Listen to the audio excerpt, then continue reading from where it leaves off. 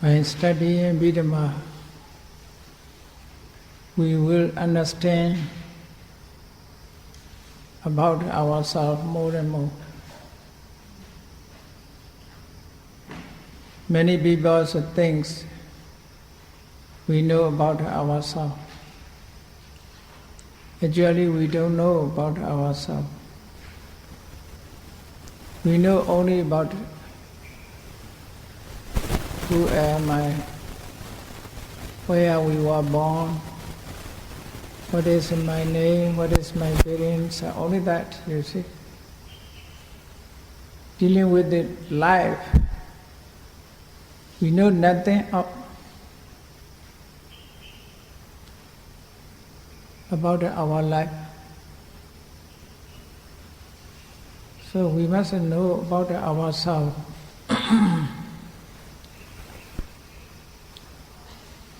Abhidhamma knowledge is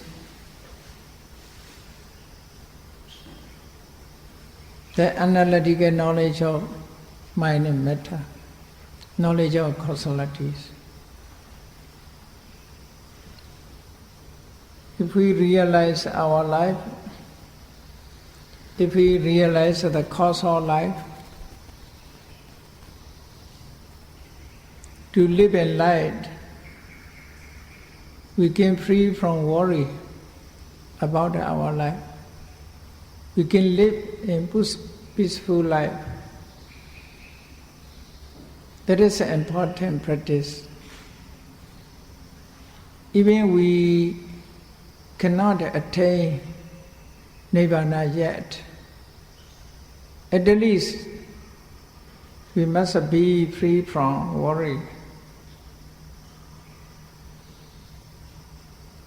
We must try to live a peaceful life. To live a peaceful life, we must understand about ourselves. If we don't understand about ourselves, we will worry about many things, about ourselves, about others, about the properties, about the situations. So there are so many things to worry about. If a worry arises within us, we have no opportunity to live a peaceful life.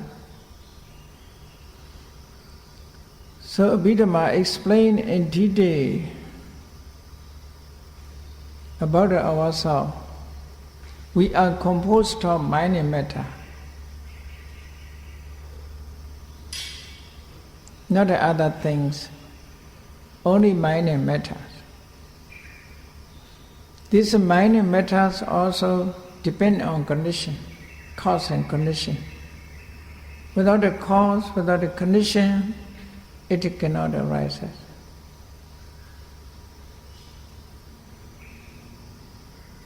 There are conditions, cause and conditions, some are support, some are beneficial, some are not beneficial, some are not supporting conditions. Depending on condition, we have to live in our life.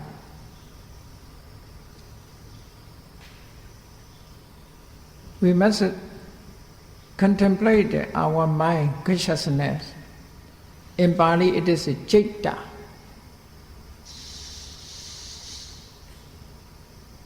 Not the others citta. The citta arises within us. According to this process, cittas arises. But we cannot know everything.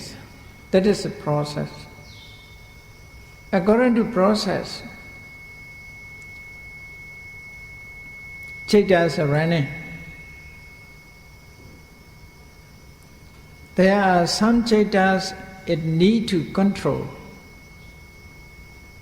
There are some chaitas need to eradicate.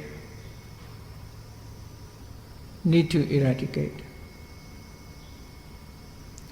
There are some chaitas it is necessary only to understand.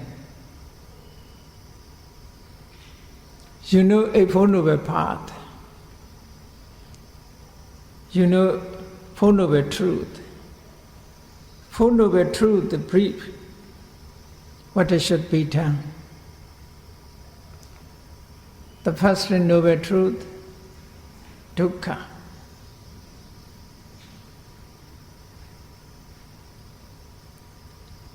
Dukkha is not other things. Generally speaking, mind and matter belong to Monday. Mind and matters are dukkha. All mind, we are composed of mind and matter. These phenomena are dukkha. Why? May think some people also, oh, I am so happy. That is not a dukkha. That is a sukha.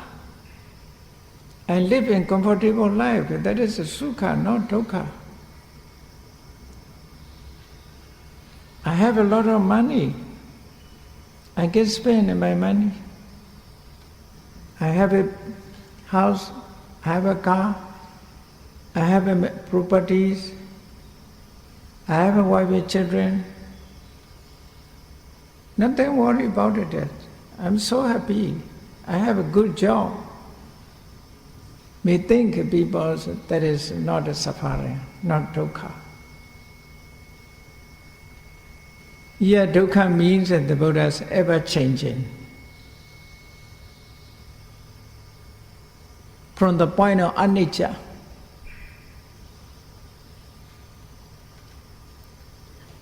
even we think about it, that is happiness. Happiness ever changing. Just momentary. You cannot be happiness at the whole days. You cannot be happy the whole hours. Depending on condition, happiness appear and disappear. You cannot maintain, you cannot sustain your happiness forever.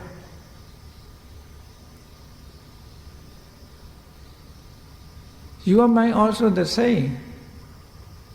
Sometimes you have a peaceful mind. You like a peaceful mind. This peaceful mind is depending on condition.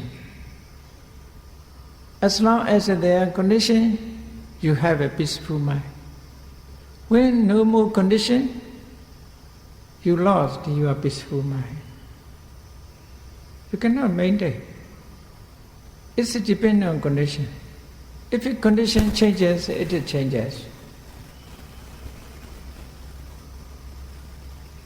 We have no power to maintain. That is dependent on condition. Everything's changed. That is a dukkha, you see, unsatisfactoriness.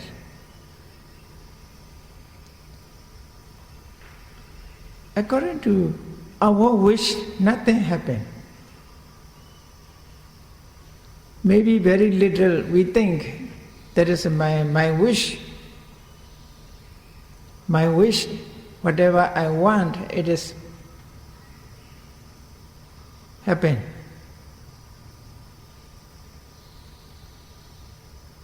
Momentary, maybe momentary.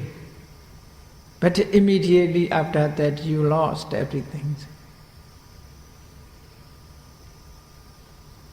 Day after day, day by day, we are getting older and older. That is must be think about.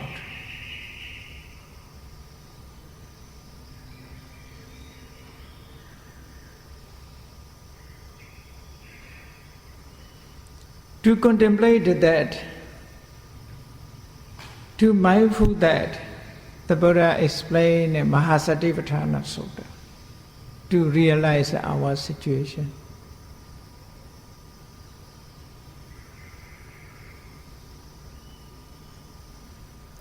Without a mindfulness, we cannot know about our situation. We are unable to know. We are to realize our situations. We think there is happiness, but it's not happiness. It is, when change, it is suffering.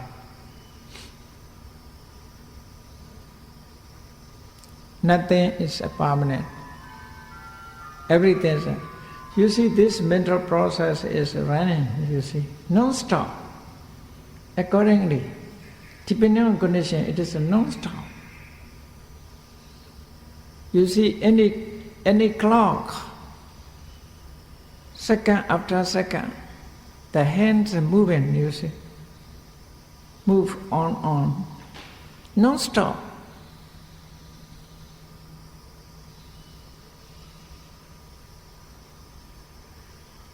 Because of ever-changing, that is called suffering. Not because of painful. Some people also think dukkha. Dukkha means no food to eat, no money, no job. That is a suffering, they think. No house to live in, no job to make money, jobless. That is a suffering, they think. That is common people understand in this way. The Buddha's suffering is not like that. Even happiness is a suffering, because uncontrollable to be permanent. That is suffering. Dukkha sajja, truth of suffering. Our life always running, you see. Always running, non-stop. Ever-changing. Ever-changing, non-stop is depending on condition. As long as there is benefit condition, it remain. Its opposite condition is fall down.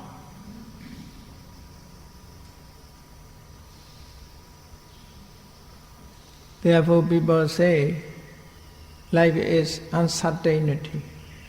Life is uncertain. Death is certainty.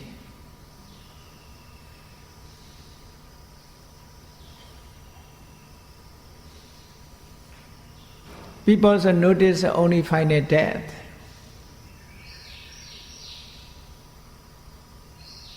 Before final death, there are many deaths happen.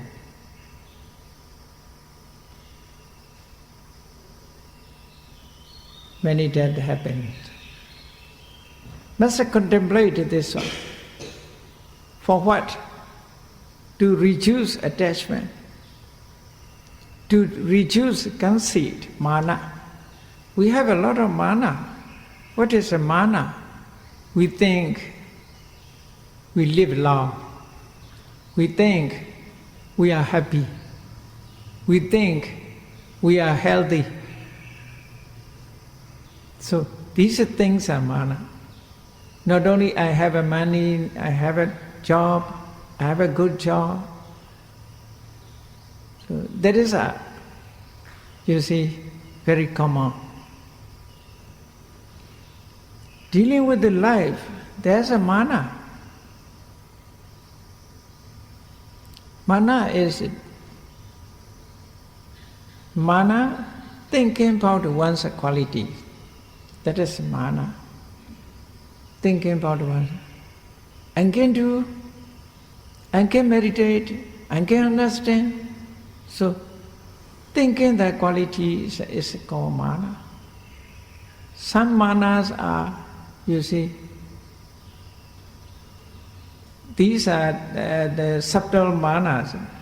Gross mana, evil manas are, I don't care anybody's I have a money, I know everything, the others are lower me, they know nothing, I know everything. Such a manas are dangerous.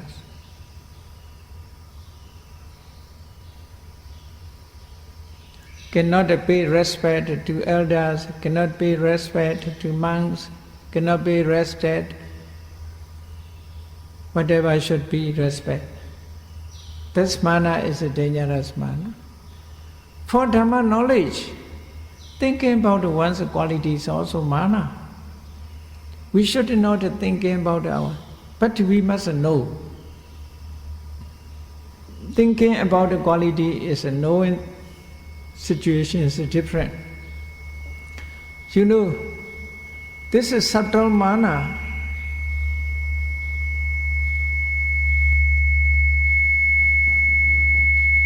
Can hinder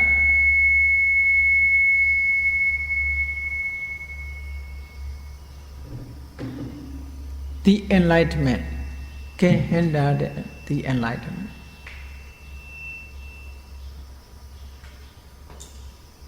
In Anguttara Nikaya, Anuruddha Suttas, Venerable Anuruddhas attained jhana in Vijna, especially divine eye. And Vijnas are specialized. Not only doctors are specialized, monks also have specialized. Venerable Anuruddhas specialized is to see thousand or universe with the divine eye. That is specialized. Venerable Moggallana is specialized in samatha. Venerable Sariputta is specialized in vipassana. Different specializations. But generally need to practice samatha and vipassana both. Venerable Anuruddha, when he has leisure times, he always looking at thousand universe with the divine eye. He think about his quality. I can see thousand universe with the divine eye. Nibbana is not far from me. Immediately after I can attain Nibbana, he think in this way. I can do easily because I attained. I can see thousand universe with the mind divine eye.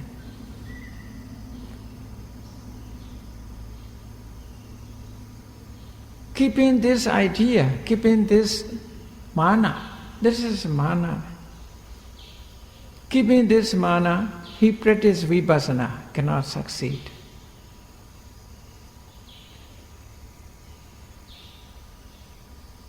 He try, he work hard. Concentration also good, mindfulness also good. But it could not attain Arhata Megaphala. He is still Puthujana. Because of, he keep this mana in his mind.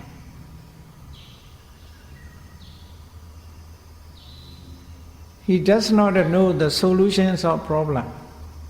Why he think I'm very easy to attain Radhamagga, to become Arahant. For me very easy, because my concentration is so nice. I can see divine eye. I can see thousand universe with my divine eye.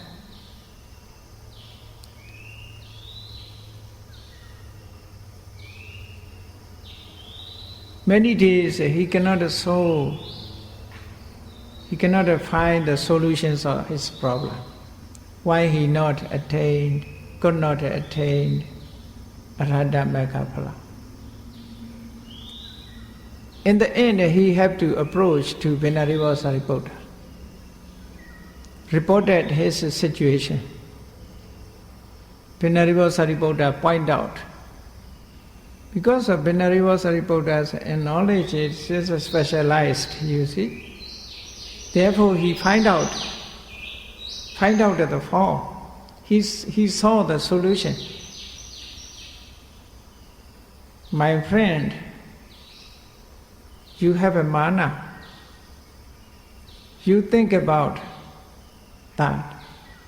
I can see 1,000 universe with my eye. That is your mana. As long as you keep this idea, you cannot attain higher knowledge. This mana is very subtle, you see, for common people. Cannot recognize as a mana, because truly he can see. But this hindered to attain enlightenment. By removing this idea, he can attain higher knowledge. He can attain Sotapatti Mega, Sakaragami Mega, Anagami Mega, Arahata Mega. Otherwise he could not attain. Venerable Sariputta has point out about that.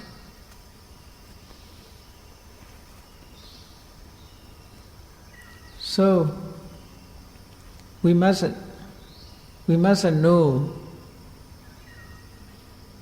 what is the situation in our mind. To realize it, we must contemplate. In Mahasatipatthana Suttas, whoever practices vipassana,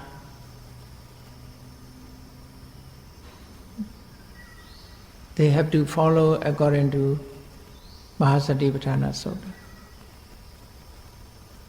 In Mahasatipatthana Sutta, the Buddhas give as an object Citta Nupassana. Now we are studying about the Citta.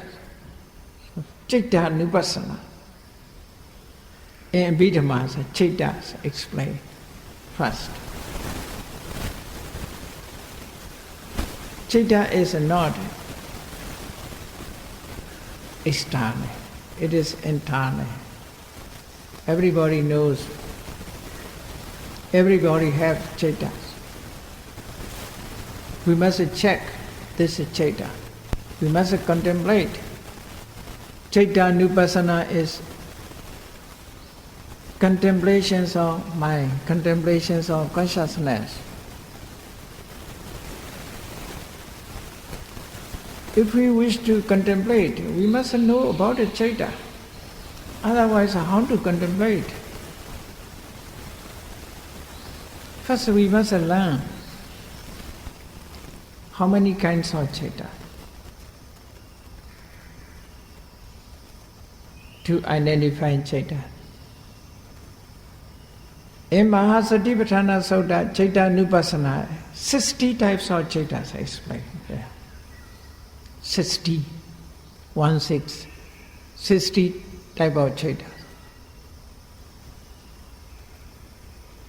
First, as Buddha said, if you practice Citta Nupassana, according to your situation, according to your mind, you must contemplate. The Buddha said first, Saragam va Cittam, Saraga Cittanti Pachanati.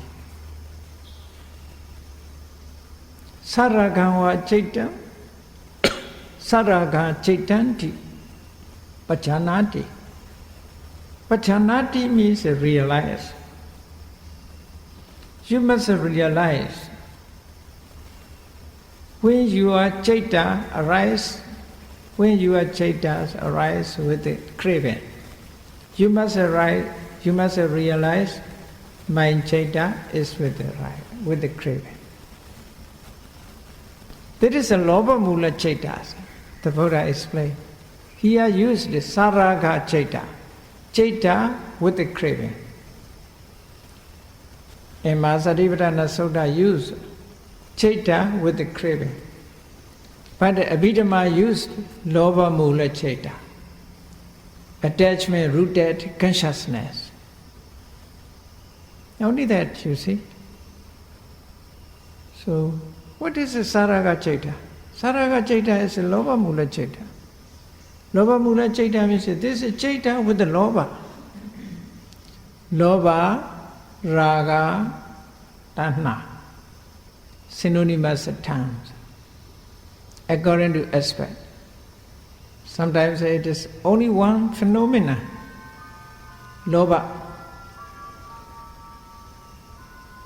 because of want to have, or attached.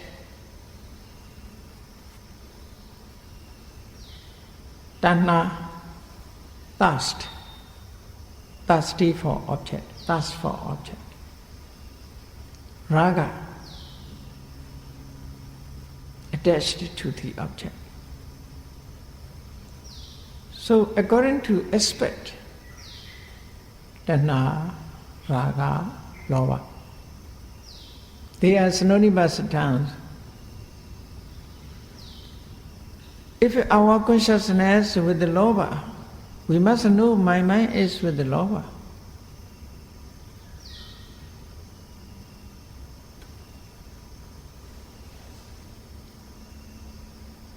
That is first trying to realize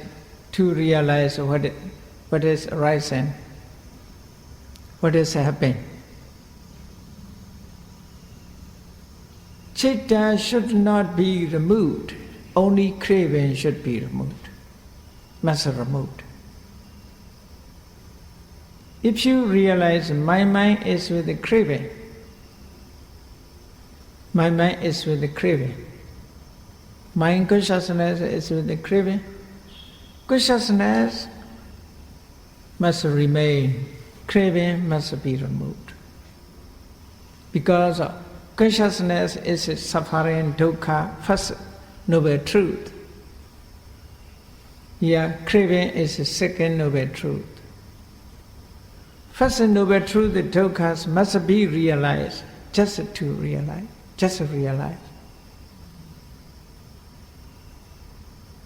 Second noble truth, lobha, should be removed. To do so, there must be mindfulness, there must be concentration, there must be effort, there must be right thought, there must be right understanding. That is the fourth noble truth, Magga Sajja. They walk. These are also, you see, right understanding, right thought, right effort, right mindfulness, right concentration. These are mental state. These are not so common as. These are must trying to obtain. As a souls we have. These qualities are, if a poor cannot walk, so we must increase the qualifications of these by practice. Meditation practice is this purpose. For this purpose, to increase right understanding, to increase right thought, to increase right effort, to increase right mindfulness, to increase right concentration. Therefore, you see, meditation masters, meditation teachers, construction.